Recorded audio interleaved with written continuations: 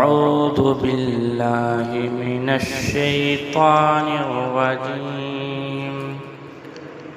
بسم الله الرحمن الرحيم. قل يا أيها الناس إني رسول الله إليكم جميعا الذي له ملك السماوات والأرض لا إله إلا هو يحيي ويميت فآمنوا بالله ورسوله النبي الأمي الذي يؤمن بالله وكلماته واتبعوه لعلكم تهتدون. ومن قوم موسى أمة يهدون بالحق وبه يعدلون.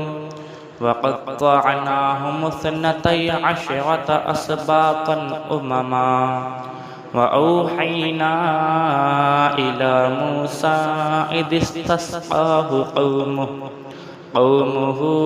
أن اضرب بعصاك الحجر فانبجست منه 12 عينا قد علم كل أناس مشربهم وظللنا عليهم الغمام وأنزلنا عليهم المن والسلوى كلوا من طيبات ما رزقناكم وما ظلمونا ولكن كانوا أنفسهم يظلمون. وإذ قيل لهم اسكنوا هذه القرية وكلوا منها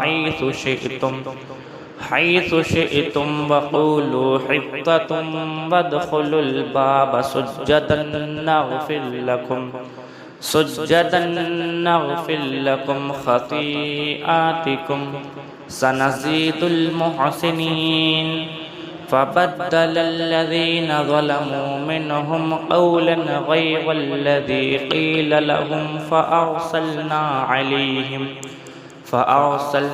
عليهم رجزا من السماء بما كانوا يظلمون.